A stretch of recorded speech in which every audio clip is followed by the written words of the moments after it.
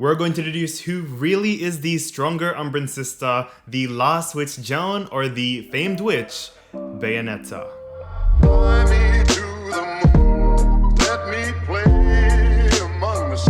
How are we going today, everyone? My name is Rock and thank you guys so much for clicking on this video. This video was inspired by Prince, who had this to ask. Who is the stronger Umbran Witch? Bayonetta or Jeanne? We're not just going to finalize who really is the better fighter, but I'm going to show you the beautiful differences between the two, a technical fighter versus an astute fighter. So firstly, let's set some rules for the battlefield. I'm basing it at the end of Bayonetta 2 with some predictions for what is going to happen in Bayonetta 3. I'm not going to add in accessories, while I'm only going to account for both of them using their signature guns with no additional weapons. There will be no witch time, and this is because when two time manipulators are matched, after a while they essentially stop using them, since they both cancel each other out eventually, and it's more energy efficient to focus on taking the other one down without time manipulation. Also, it's important to compare them as fighters and characters and not their plot device advantages or accounting for their in-game mechanics, which means both main protagonist Najutsu and the left eye of the world will be stripped away from Bayonetta for a fair fight. In contrast, I would say it's fair to include their background and past, but leaving out the plot devices or one-sided godlike powers. Remember, I'd like to say this is nothing but my deduction and opinion, and I'm not stating my conclusion as official or fact. So without further ado, let's get right into the fight.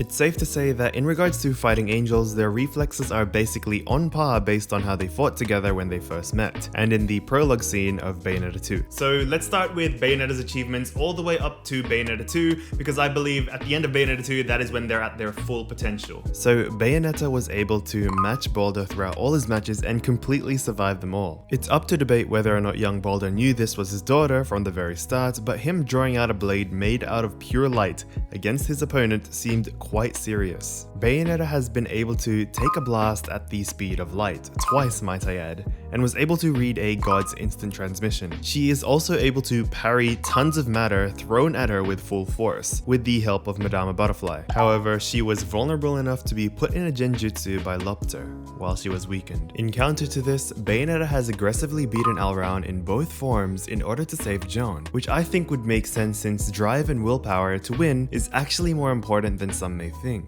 Her constant endurance and composure to discrimination and isolation made her into the empowering figure she was, which is why she never ever wavered to whoever her opponent was, whether it be a ruler of Inferno, a retired weapons dealer, a possessed hermit, or a brainwashed assassin. Though Bayonetta could not defeat Acer alone, even when she had the eyes of the world stripped away, she could still weaken the god of chaos into a final blow. One of Bayonetta's biggest canon achievements is that she was able to summon Queen Sheba alone in Bayonetta 1 without any physical strain to her body. If you want to put some figures in, Sheba was able to punch Jubelius from, let's say, Pluto to the sun in the game at max amount of force of over 900 infinitons of force. Now, if you've seen the previous video when Sheba punched Jubelius, Jubelius' soul traveled over 5,909,100,000,000 meters within 7.018 seconds. We calculated that Sheba must have hit Jubelius with a whopping 91,369 tons of force,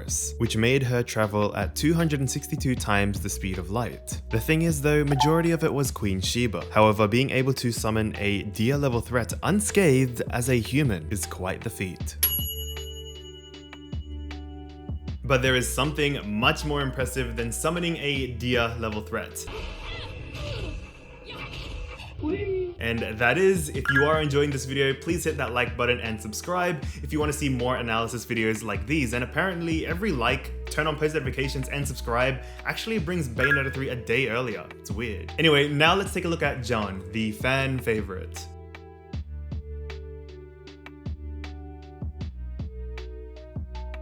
However, she hasn't had much screen time compared to Bayonetta, nor have any seismic type of feats, which is why this may be a little bit difficult to judge. Though what she lacks for in current events, she makes up for in history, and I think this is equally as important. Jeanne's background has not been explored, nor have we seen her wandering around Earth after the witch hunts and when she sealed Bayonetta. This is where I think her major advantage comes in. Whatever she did in those 500 years wandering, I'm pretty sure she hunted angels or went to find any remaining Lumen followers, which is why she was in that plane in the beginning of the first game. Within these 500 years, Jeanne would have likely had much more experience in hand and close combat, not to mention refining all of her Umbran arts techniques. She was in survival mode, being the only Umbran Witch conscient in that era. She was fighting alone for over half a millennia. Imagine how thick-skinned and broken you'd feel being one of the only members of your clan out there. According to the Eyes of Bayonetta books, Jeanne is the existence of a rival of equal might, where she fights with refined technique. The outcome of between the two will be decided by timing and fate. Jeanne would make a great teacher in the ways of the witches, whereas Bayonetta wouldn't. If Bayonetta is the fastball, then Jeanne is more of a curveball. I think they make a great contrasting pair. In terms of combat, whether it be physical or Umbran arts, both are very strong. However, Jeanne is much more of a conditioned, refined fighter who is always analyzing her techniques, being very critical about what to improve on. I believe this is all from her, being that rebellious royalty who wants to stray away from the traditional image in her might. Bayonetta, on the other hand, is an astounding fighter, no doubt. However, if Jeanne is the technical fighter,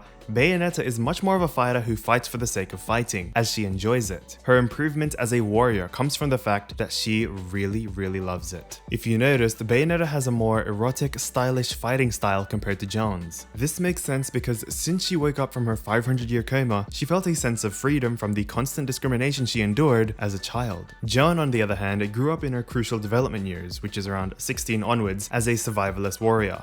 Fitting for her personality. While they aren't on their adventures, they both hunt angels for their packs. Bayonetta maintains a job as a nun, possibly doing jobs for Radahn and Enzo, while Jeanne has her alternative identity, QTJ. Essentially, both are superheroes in their respective rights, but in different ways. Similar to Naruto and Sasuke when they became Hokages, one works in the light and is directly the face of the people, while the other is in the shadows. In summary, I would say Jeanne is the technical fighter, while Bayonetta is the astute fighter, which means the ability to excel basically, and picking up things very quickly even while still training hard. Quoting Phileas, "What if Jeanne was secretly hoping that Bayonetta would kill her in combat and not awaken her memories of Jeanne and the truth about her gemstone, thus somehow hindering Baldur's plan of awakening the left eye? This would make a sad yet amazing plot point, as Jeanne would not have been just a great fighter, but a great spy and mentalist. Regardless, I feel Jeanne would have been holding back against Bayonetta, which is why you meet her 3 times and she constantly reminds Bayonetta to wake up to her true potential. Bayonetta was going all out, trying to take down Jeanne, whom she didn't remember fully at the time, only seeing her as a threat. This is very similar to Captain America versus Captain America in Avengers Endgame. One was thinking it was Loki and trying to kill him, while the other was holding back. In summary, this goes to show that both really show promising traits as Umbran Witches respectively, and are both capable of taking each other down.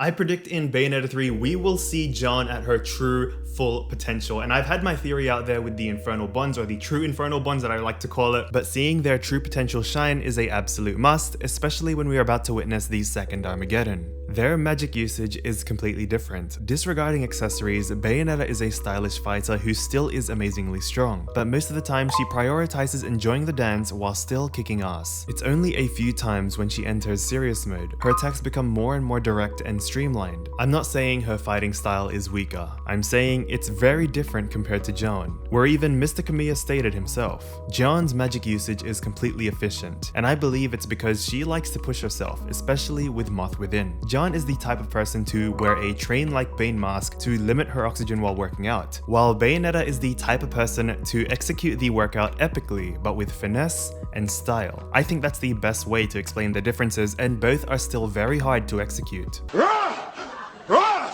Although there is one trait that Jeanne has that Bayonetta doesn't, and that is her royal heritage. In Black Clover, being of royal blood usually leads to one being loved by magic, and therefore being blessed with a large pool of mana. According to the Eyes of Bayonetta 2 book, this seems to be the case with people born with white hair, deemed to have magical backgrounds. Add that to the fact that Jeanne is essentially the next heir of the Umbran Witches, and you got a lot of magic. Although this is where Jeanne's arrogance in a good way comes in. She loves to push herself. On top of being rebellious against the royal norms, her magic usage would be intentionally less. While Jeanne is one of a kind, so is Bayonetta, and her advantage is something you might not actually think about. Is it her lumen blood? Is it her true potential? No. I would say even if Bayonetta has a relatively less magic coursing through her compared to Jeanne, she makes up for having an empowered mother both mentally and physically. Some of you may think I'm exaggerating, but in my experience, having a balanced childhood where a child is taught how to deal with problems in a healthy way usually leads to them developing self-awareness, adaptiveness,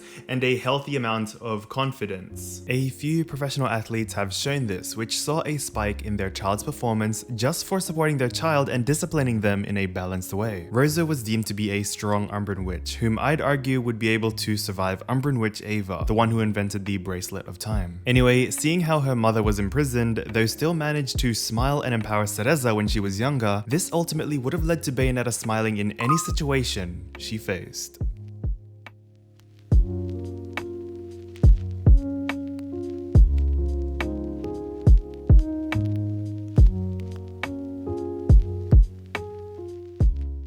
The final part of what I wanted to talk about is the Infernal Contract, or their pact, with the Madamas. Since I believe that's what finalizes your full-fledged position as an Umbran Witch. A pact with Madama Butterfly grants the witch enormous power and great wisdom, while a pact with Madama Styx grants great power and knowledgeable counsel. Those two pathways seem quite similar, so let's quickly look into their relationships with each other. Bayonetta and Madama Butterfly have been shown to have a sisterly type of relationship already, being able to trust one another. It's very hard to compare with Jeanne since she's had such little interaction shown with Madama Styx. However, just like with their combat, Jeanne's only companion in those 500 years would have been Madama Styx, allowing her to conjure a long-term connection and eventually fully understand Styx's techniques due to her own technical mentality. Bayonetta had Madama Butterfly for virtually around 30 to 40 years while conscious, compared to Jeanne's 530 to 540 years of companionship. Madama Butterfly, however, is still able to save Bayonetta in times of need. What I've always wondered was how Madama Butterfly wasn't really used in the battle against Aesir or the Battle of Chaos. Of course, Omni was summoned, but using Wicked Weaves was pretty much impossible against him. If Bayonetta 2 is canon, I'm thinking that Madama Butterfly still doesn't have the capability of fighting godlike figures such as Radahn or Aesir. Jubelius was an exception because Jubelius was relatively weaker, as opposed to summoning her in Paradiso itself, which makes me think, will Bayonetta 3 showcase what the real Jubelius will be like? Something that'll finally show off both the true potential of Bayonetta and Jeanne and their Madamas in an epic, all-out, man versus god showdown. In saying that, it is still unknown if Jeanne's Madama Styx could have been used against godlike figures, though I believe that regardless of how much their Madamas are summoned, as with any summon, it will eventually come down to hand-to-hand close combat.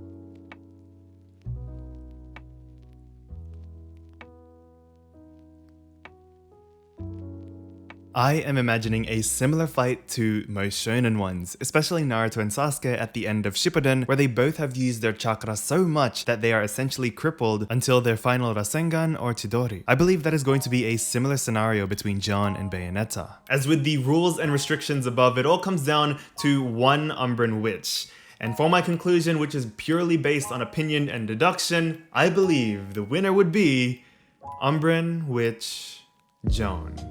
Of course, the restrictions would play a massive variable in who would win, but making this fair by taking away the accessories, which time main protagonist no jutsu is the best way to go. If I had to explain it in a nutshell, who do you think would win in a cage fight? An experienced MMA fighter who has 20 years to train, recover and condition, or a 5-year experienced MMA fighter that had been bedridden for the last 10 years? Regardless of magic or style of fighting, it all comes down to experience. Whose brain has a faster neuron pulse that signals what is the best action I should should take. And you only get to that level of expertise by fighting, recovering, and being technical about your passion for a very, very, very long time. Well, John had 530 to 40 years for that sort of stuff. However, this match would be a close call, as Bayonetta, like Red, had a bully of isolation and discrimination that she was so empowered to overcome no matter what. I am 1000% positive that recurring fights between Jeanne and Bayonetta would always be a close match, and never one overpowering the other, and therefore being able to improve with each other to become the strongest Umbran Witches in history. Again, this is just one match, and one outcome does not define who you are as a performer, a fighter, or overall a human. I'm 1000% sure that Jeanne, even bruised and bloodied up, would help Bayonetta up as they cry tears of joy, happy with their bond as Umbran sisters, and ultimately they go home to have some caviar that Jeanne finally remembered. Regardless, I am Team Bayonetta the whole entire way forever, so if you did enjoy this video or this analysis video, you are more than welcome to hit that like button and subscribe, and most importantly, happy 60th episode. I'm rockin', and happy theorizing.